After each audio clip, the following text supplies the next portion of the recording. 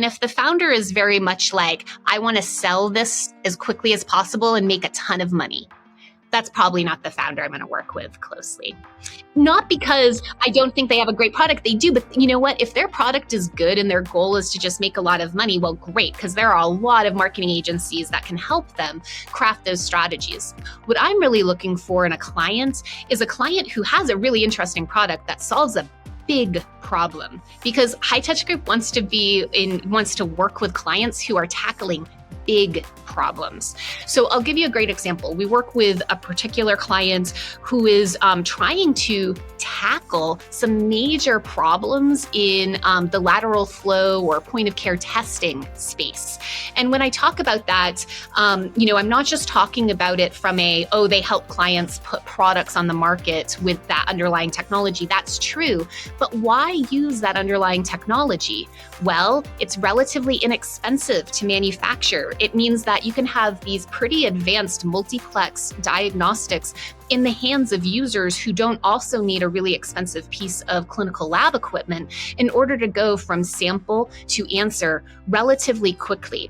And it also means that we can get these tests manufactured and distributed worldwide, with also in manufacturing facilities where we don't necessarily have to have as much training on the manufacturing side as you might with some of these other competing test technologies.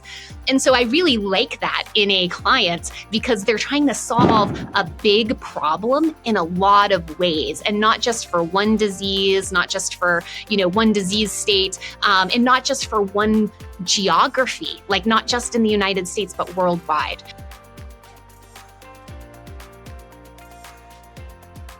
Welcome back to the MedTech 101 podcast, and today it's quite an interesting episode. I'm here with Elizabeth Chabe. I hope I'm pronouncing your name correct, Elizabeth. And she's been running this company for the last 14 years called High Touch Group, and it's quite interesting, really, what they do, because as I've been mentioning from time to time, you can have a good product, you can have the best, product in the world, but sometimes if you don't know how to get it through the stages and everything, you really will struggle to get to the market and get people to know about it. So it's quite interesting. But she does many things that are quite exciting. But besides, helping companies being known, she also is an author of a book, which I will recommend for you guys to go and read. I'll put the link or the screenshot of the book below or on this video. And if you're listening on the audio, just check out the video on YouTube. You'll see the screenshot of the book there.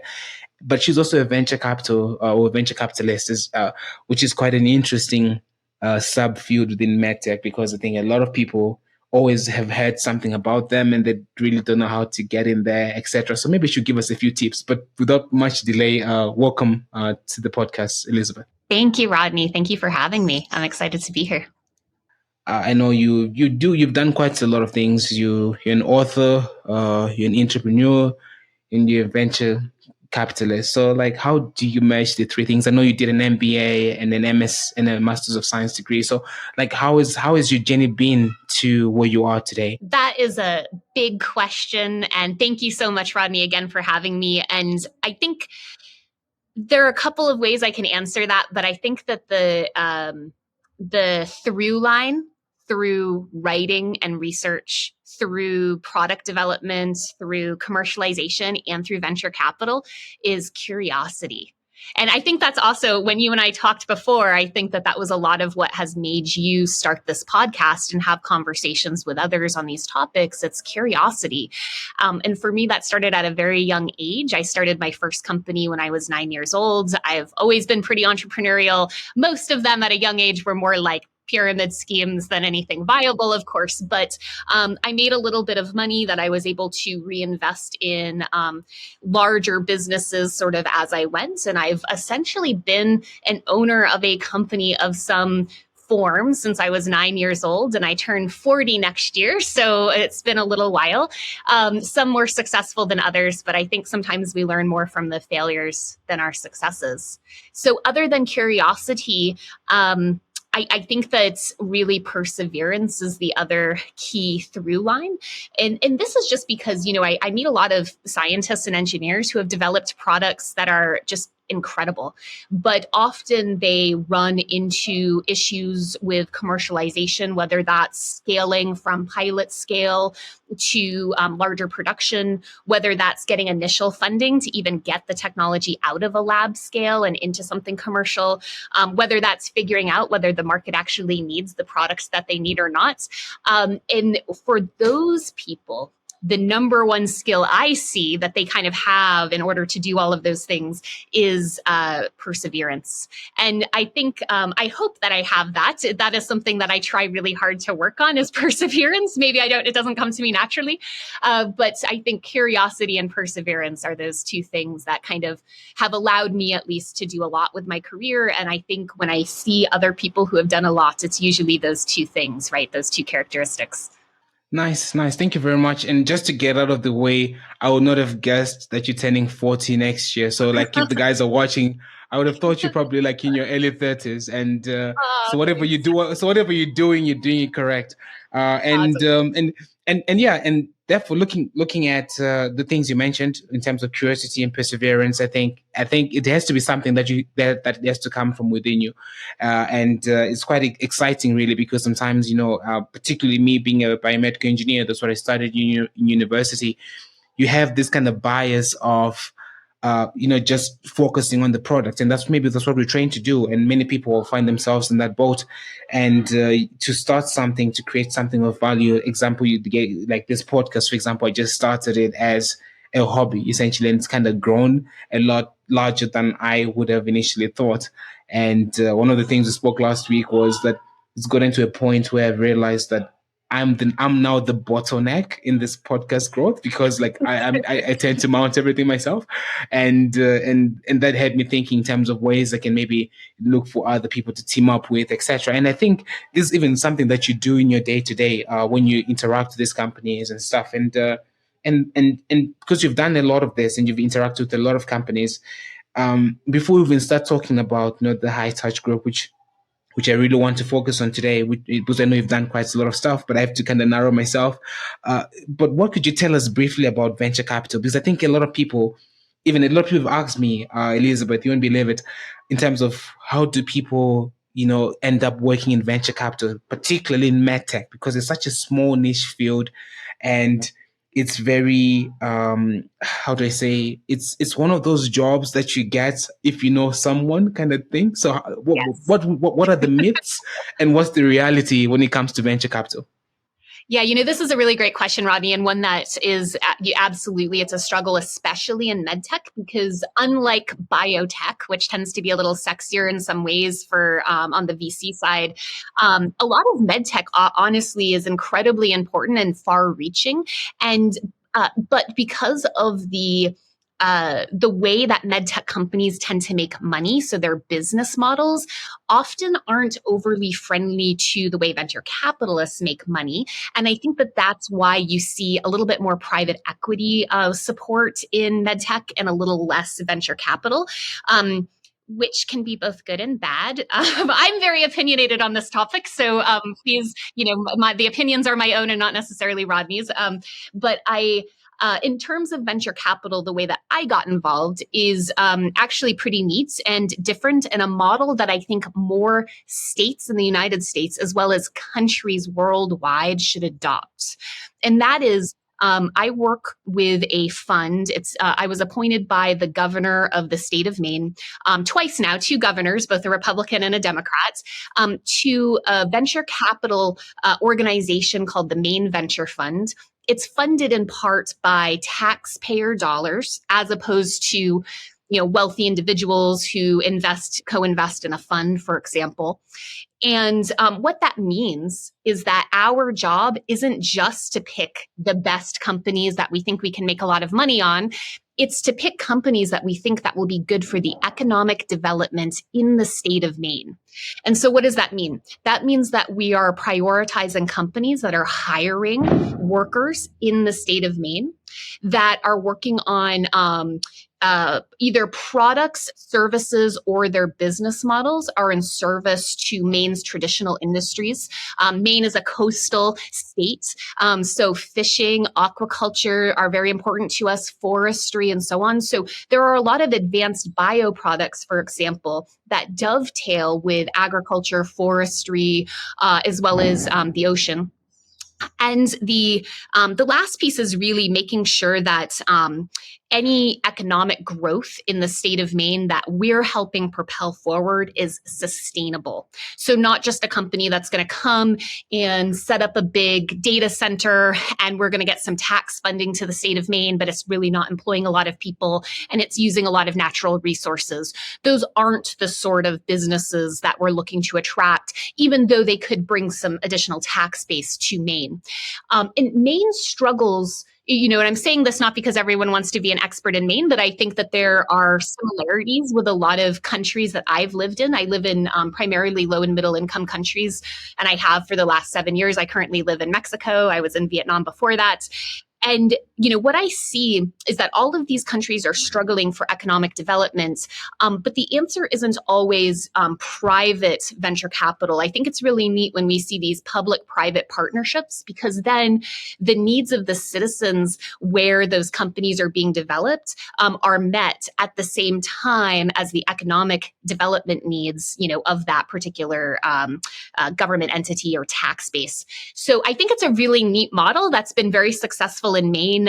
Maine is a very small state, of course, and other states have also done something similar. Other countries have done something similar. And I'd love to see more of this, because the other side, and this is something that I see a lot just working in venture capital, because of course, we're not always the primary funders, or oftentimes I'm working with clients who are seeking funding and not part of Maine Venture Fund, but through High Touch Group. And a lot of venture capital deals just aren't great for MedTech, right?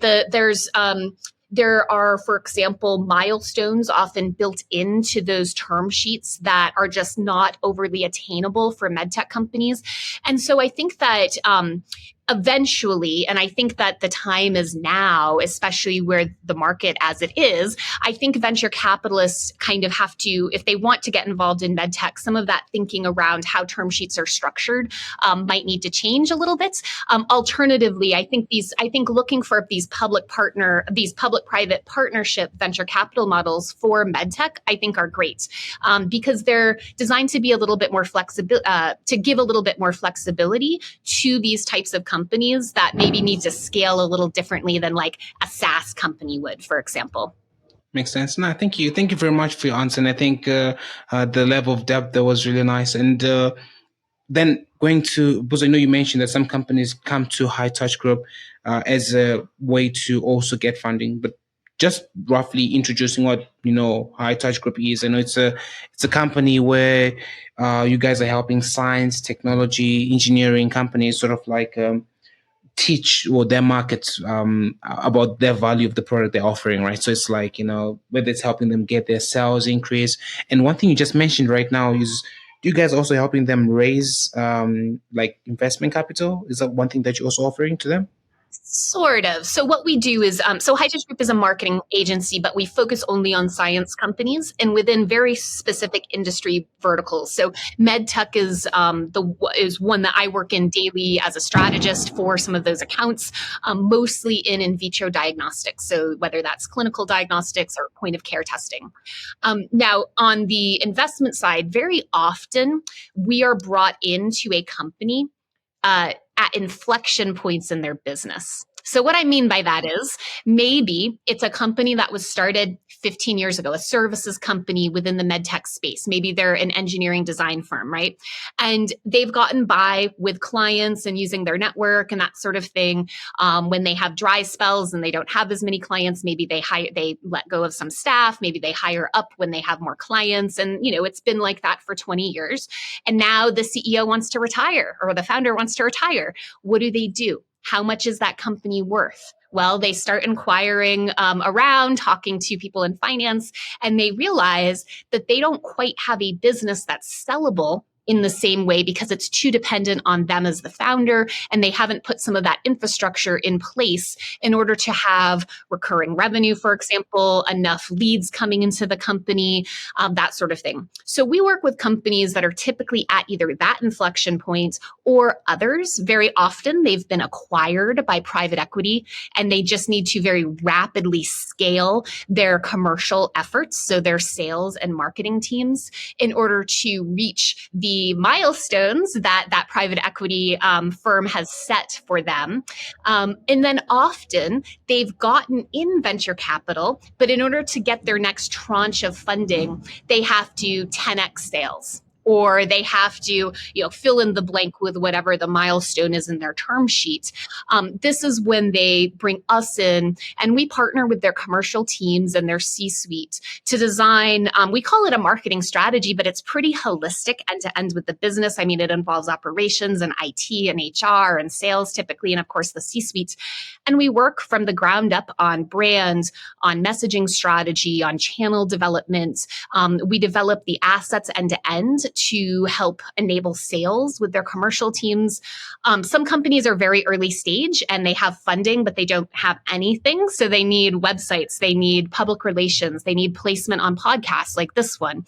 We work with those organizations to get them the scale that they need to take it to the next level, whether that is acquisition, whether that is getting their next tranche of funding from their VC partners, or whatever that is. So it's typically those inflection points that we're brought in to support. Well, so I guess it's sort of like an SOS team coming in and doing the rescue, and everything is ready and up and running. Then you guys exit. So just out of curiosity, like how long would you stay with the company for? Like if there's a company that's listening right now thinking, okay, are you guys there for 6 months, a year, or you be there for as long as it takes to solve the problem? What's your guys' approach to that? So it depends. It's very different based on what the company needs. I'll give you a great example. We were with a company that did contract in vivarium services. So essentially what they did is they had these facilities for companies like biotechs that were early stage, and they had spun out of an academic lab, and they still needed a space to do their research with like mouse and rat models. And so it was a fractional vivarium. They had locations in San Francisco and San Diego and Boston, like all the main biotech hubs in the US. They were trying to get acquired, and in order to do that, they knew that they needed to do certain things. They needed to elevate their brands. They needed new interior design of their facilities, especially in some of the collaborative spaces like lobbies and cafes and such. And they also needed support of their sales team so that they could hit higher sales numbers. And that was very, very important for them. And so we worked with their sales team and their C-suite to essentially develop that entire plan to hit those goals, to execute. It took about a year and a half, but then they were acquired. So for a lot of money, which is great, more than they were hoping. So there are a lot of companies like that, maybe it takes a year and a half to get them to the stage, but they have a pretty executable plan and we execute it. Other companies are new. They have 6 months to meet a milestone. Once they meet that milestone, maybe they're acquired by a larger company and they don't need us anymore because that company has a large internal marketing department. Other companies, they are with us for years. And that's because there aren't many science agencies really that are that truly understand the science, right? And so if we do a good job of bringing in clients for our clients, if we do a good job of, and it's just working, then very often we don't transfer out and do a handoff to an internal team or another agency, and we just stay with them. So we have a couple of clients like that have been with us 6, 7 years, 8 years, and those accounts grow, and as we grow them with their teams. So those are also very rewarding accounts. Definitely. And then this sort of like leads me to the next question, really. I think most people will be thinking right now, okay, as much as you have the flexibility of staying with the company, depending on their needs, etc., usually how do you then run your guys' business model? Do you acquire a stake in the company, particularly if you're them for quite some time? So even after then they get, acquired or merged in another company, that's like your business model, or do you just take like a one payout at the beginning and then you help them for the duration? Like or do you guys do both depending on the company's capabilities? So it's a good question. High Touch Group does not tend to take stakes in our client accounts. And this is because in order for us to be truly, I want to say both, two things. One, we really need to be very objective when we're working in these accounts. And if it's our money on the line, then we become subjective very quickly, right? True. And that's not what Yes. we want to do. In order to meet the goals typically set out, we have to be very objective. So we don't typically take a stake in the companies that we're supporting on that level. I personally take stakes sometimes in companies, but typically not ones that High Touch is involved in directly. Now, High Touch, though, we typically work on a retainer basis or a project basis. When we actually our model is unique as well because we are not trying to grow our agency to be like a 500-person agency or to get acquired by some big, like that is not our goal. We work with other companies to help them do that. I don't want to run a 300-person marketing agency. That is not what I want to do with my life. We have a team that is located all over the world. We've been fully distributed since before COVID. Our clients, therefore, are all over the world. And we try to keep our accounts to something like 12 to 15 retainer accounts, meaning they are signed on for 1 year or 2 year contracts. They pay a monthly fee. And for that fee, they get a certain amount of service from us. Once in a while, if it's a really interesting account that comes to us and says, hey, we really want to work with you on this product launch, sometimes we'll take them in if there's bandwidth. But with those 12 or 15 accounts, I know that I can support my entire team. The profits from our company, we actually, I don't know if you know what the effective altruism movement is, but essentially the profits from our company beyond what goes to support our team goes not to like making me rich or something like that, but they're donated to charity.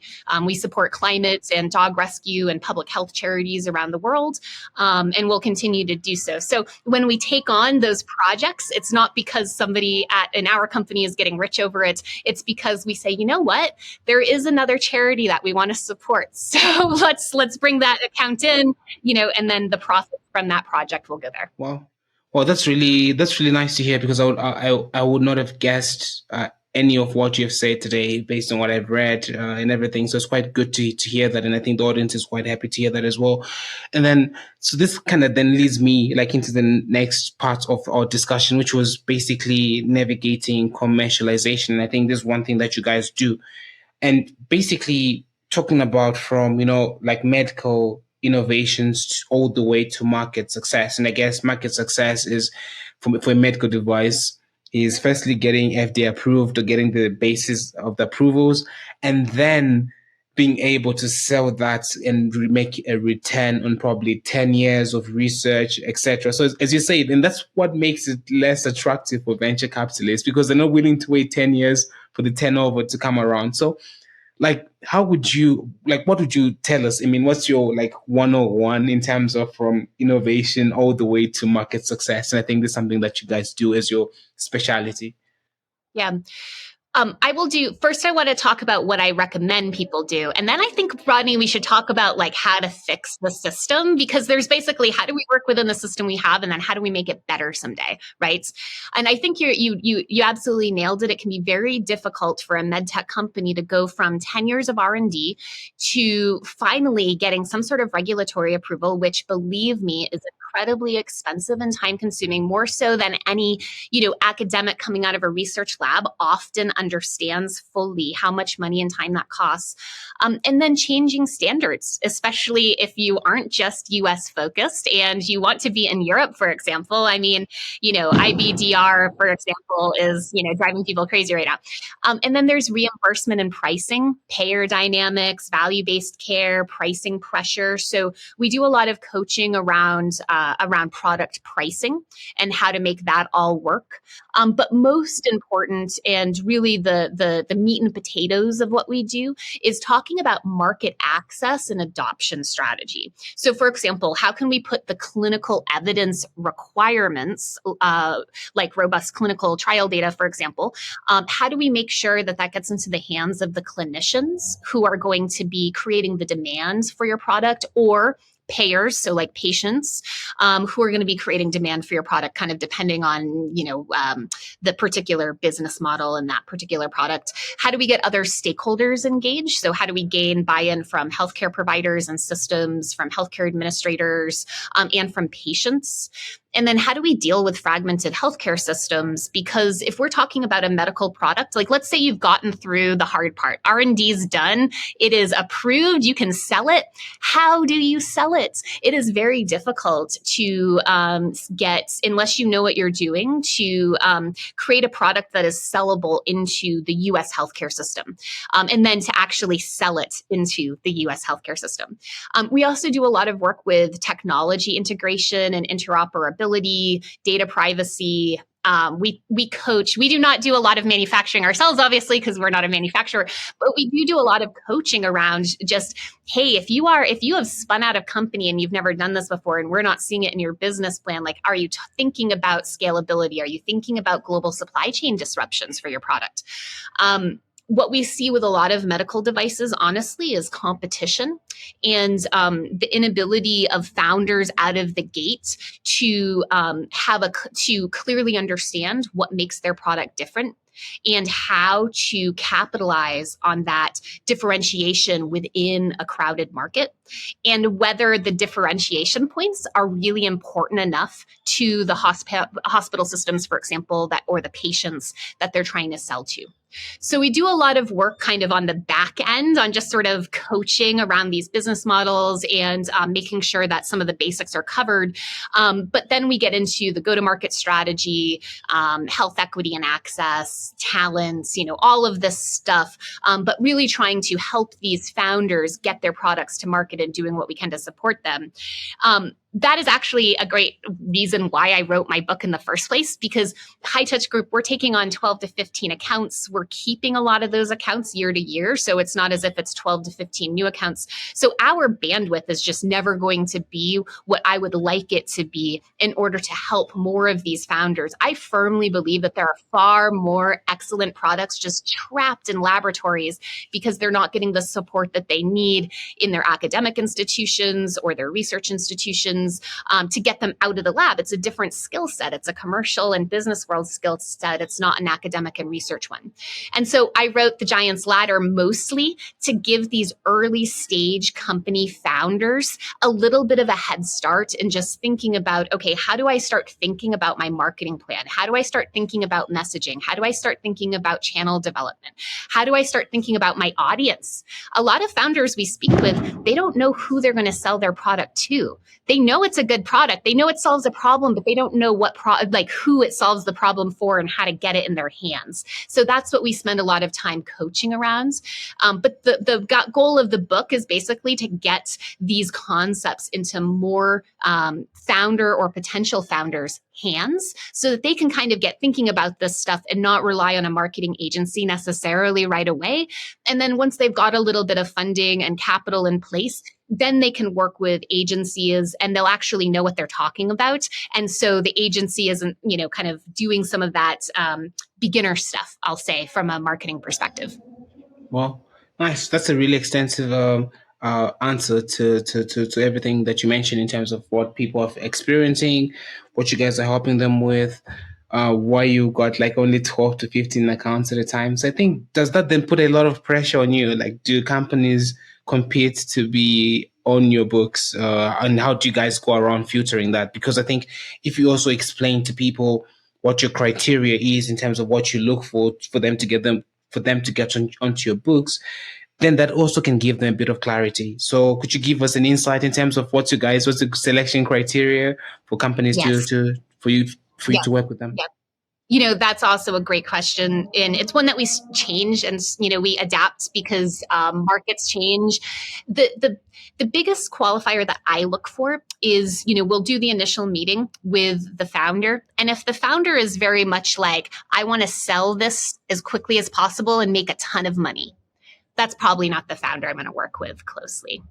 Not because I don't think they have a great product. They do, but you know what? If their product is good and their goal is to just make a lot of money, well, great, because there are a lot of marketing agencies that can help them craft those strategies. What I'm really looking for in a client is a client who has a really interesting product that solves a big problem, because High Touch Group wants to work with clients who are tackling big problems. So I'll give you a great example. We work with a particular client who is trying to tackle some major problems in the lateral flow or point of care testing space. And when I talk about that, I'm not just talking about it from they help clients put products on the market with that underlying technology. That's true.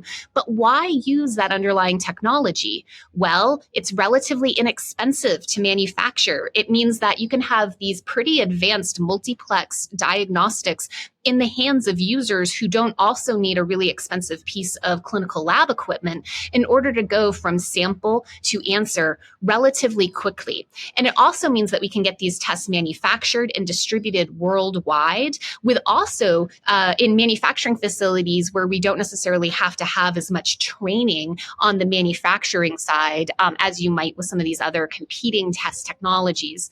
And so I really like that in a client, because they're trying to solve a big problem in a lot of ways, and not just for one disease, not just for, one disease state, and not just for one geography, like not just in the United States, but worldwide. And that's really important to me. So we're looking for clients who are trying to solve big problems.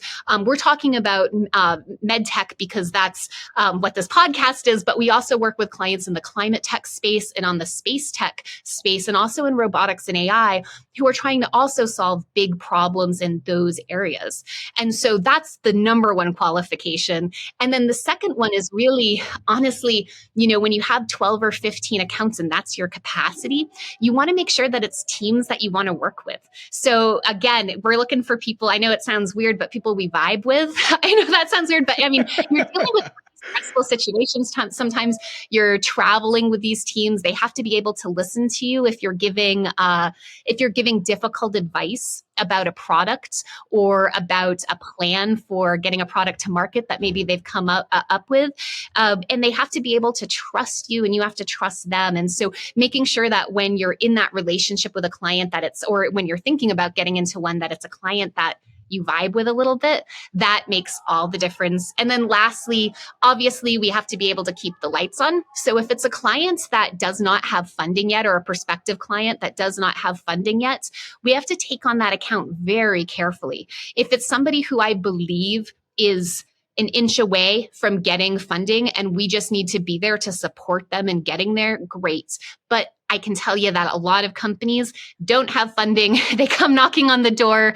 They're probably not going to have funding for another 3 to 5 years. They're not going to be the right fit for us. And again, it's a great reason why I wrote that book, because there are a lot of companies that come to us a little bit too early. They haven't quite proven that their technology is going to solve any sort of problem, or that they have fundamental understanding of the market. It doesn't mean that it's necessarily, a bad technology, but it's not a great fit for us because there isn't much for us to work with then. And that's really when I say, hey, here's a book, or hey, I'll get on a call and let's do a free hour coaching session, take or leave my advice, and then maybe in a year, you'll be at a point where we can talk about business models. But if they're not quite there yet, they're probably not quite ready for us. And there are other players in the space that, depending on their geography and their market, that I would refer them to. But yeah, to your point, we've got like a 3-year wait list right now. So it's kind of daunting. I feel a lot of pressure, and I wish that I personally wanted to grow the company more. I just don't. But yeah. Well, so 3 years, that's a long time just to get on. I'm sure by the time they get on, they'll be aching to be on the team. So they'll be more cooperative. But working with all these companies, because I'm sure you've worked with a lot of companies over the last 14 years. Like, what would you say has been the biggest hurdle, for most innovators, when it comes, and how do they overcome them? Because, and that's in regards to, reaching that market success. Like, what's the most common, hurdle for most guys who are, this like science people like myself? And how do we overcome those kind of situations or problems? I think that there are two. And the first is developing a product that solves a problem, but they don't know either who has the problem or whether it's a problem that's big enough that somebody will change existing and I don't mean somebody, I mean a lot of somebodies, right? In order to create a market for a new product, it's got to be something that's either going to save lots of money for somebody or something else. If there isn't a salient value proposition yet for the technology, that can be an issue, and we see that a lot, because inventors want to invent and they're going to invent, and very often it's a great idea and it really does solve a problem. It just doesn't solve enough of a problem in the real world for a laboratory to invest in new IT infrastructure for this one little problem, or a change in process for an entire hospital system's nursing staff just to solve this one problem. And unfortunately, especially in the United States, a lot of the healthcare system, it sort of de-incentivizes some of this innovation a little bit, just in how it's set up and how many hurdles there are for new products to get into system and to get, to be able to bill them to insurance companies and things like that. So they really do have to solve a problem, and it has to be a big enough problem so that other people are interested, so they actually have customers. That's number one, because very often it does solve a problem or it makes something a little faster or a little bit better, but that's not going to be enough for the market they're trying to sell into. So that's number one. It's sort of like the real world versus, the invention. So that's number one. Number two would really just be talent and expertise. And I don't mean that individual scientist isn't talented. That individual scientist or engineer has so much talent. I mean, they're proving it just by thinking about how to make the world better. That person is incredibly talented, but they don't always have the cross-disciplinary knowledge to do the rest of what is needed to go from discovery or research stage to product stage. And so what that means is you either need to identify a co-founder, for example, who can take some of that on for you, or an early hire, right? If it's not really co-founder level, maybe it's an early hire who just can help you navigate some of that world. But if you don't have a team on your side who understands expertise beyond engineering, beyond biology, even beyond regulatory affairs, into things like HR and fundraising and marketing, and even just basics of like, how do you read and negotiate a contract for your space you're leasing? I see so many scientists, unfortunately, get into these like lease agreements for spaces that make no sense and that they just can't afford and they didn't know, and now they're panicked. So I think really just making sure that product and real world, that there's a really good fit there, and that you've got the right talent working with you, and you are self-aware enough to understand what your gaps are, if that makes sense. Well, nice. That makes a lot of sense, really, because I think sometimes just because you're good in one area, sometimes people make the logical fallacy that they think they'll be good in all areas, whereas sometimes that's when you need to then start kind of building or teaming up with other people that kind of complement each other's weaknesses. And I think even from a venture capitalist point of view, correct me if I'm wrong, they tend to look for that similar partnership, like, I call it the Steve partnership, like the Steve Jobs, the Steve Wozniak kind of partnership, where one guy is the marketing guy and the other guy is the technical guy, to kind of complement each other. And I think when companies have that kind of pair bonding, they prove quite attractive to a lot of VCs. So I do hear you and everything like that on that aspect, and I completely agree with you.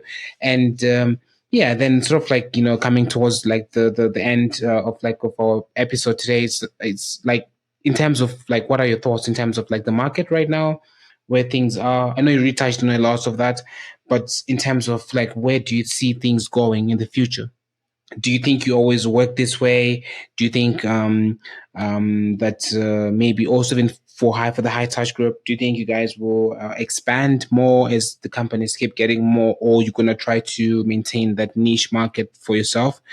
But just outside of that as well, even on a bigger perspective, what do you think the market is going in terms of startups in tech? Because I think that's what you guys work with, whether they're space techs, or their MedTech products or their climate tech. But what do you think that market overall is going versus the current state right now? Yeah. I think, I'm not an economist, but I read a lot of economic and financial news, obviously. And, probably the next year is going to be a little bit rough, potentially on some markets. But I do think that we're, especially in medtech, but I think especially also in climate tech, we're seeing this a shift towards value-based and outcome-driven models. So really an emphasis on demonstrating value. I think this is going to be especially important on future reimbursement models because they're going to increasingly tie payments to clinical outcomes, which is going to require medtech companies to provide evidence of cost effectiveness and patient benefits for their products increasingly. And I think real world evidence is going to increasingly be important. And what I mean by that is post market evidence, not just making sure that the product is in the market and doing the post market surveillance that you're required to do for regulatory, but actually post market data to prove the efficacy of their devices in everyday settings, not just in controlled trials, and doing that increasingly. In terms of other trends, precision medicine, I know we've all been talking about it for about 15 years at least. But I think precision medicine is going to get more and more important, especially as we see AI take a front seat in quickening data processing at the very least. I think we're going to see customizable devices. I think we're going to see advancements in 3D printing that allow us to do a lot of the manufacturing of certain items within our own homes, or at least within our own communities, whatever that might mean. I think another piece that's just really important is I think we're going to see this expansion of remote and home-based care. We saw a little bit in COVID on how that could play out. I think we're going to see that just increase dramatically. I think we're seeing a lot of movement in decentralized clinical trials. So running clinical trials, especially for rare diseases where you don't necessarily have a lot of people with a particular disease next to this one hospital that's running a trial. So I think we're going to see more at home and distributed models of delivering care and delivering clinical trials. I hope for all of these different areas that we see an increasing focus on sustainability, eco-friendly design, regulations around waste. And I really, really hope that the medtech markets, that climate tech, and that space tech are all looking not just at what's best for those companies or for the country they're from, but what's best worldwide in terms of sustainability from an economic perspective for every community, as well as for the climate. The electric car is a great example. A lot of people are like, oh yeah, I do a lot of, I'm of course supportive of, sustainability initiatives. I drive a Tesla. Yeah, but I mean, if you've lived in Asia, you know that those rare earth minerals are mined often by kids, and it's pretty devastating to the areas. So I'm a big proponent of reusing and keeping our technology going until the end of its natural life. My MacBook that I'm talking to you on today is about 6 years old. I have a 1985 Bronco 2. That's my vehicle, and I think that that's okay. I don't want to have the newest car or the newest computer, especially if it means that those chips came from kids working and not being in school, getting sick. And then those communities where those precursor materials were sourced from are pretty devastated. So I think we just have to look at things not just superficially, but really look at the full supply chain in order to understand where things are coming from. And I really hope that that's a trend and not just a wish, if that makes sense.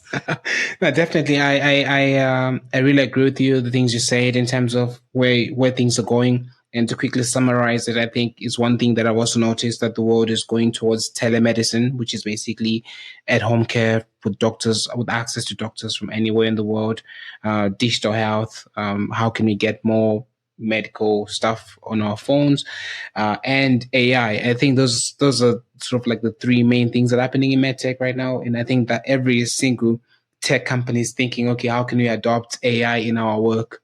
Because everyone's afraid of being replaced by someone else using AI. So it's not a fear of AI replacing humans, it's the fear of being replaced by someone else using AI. So, and then in terms of like just awareness, social issues awareness, and I agree with you. I'm also like that. I'm a minimalist. I try to maintain things for a very long time, and I think the market is also starting to be like that. I think it started in food because people wanted to know if the food was organic or not, and I think this also now spread into tech. So now people are wondering, okay, cool, like how recyclable is that? Where you guys sourcing your equipment? What are the factories like? And those are the things people are asking.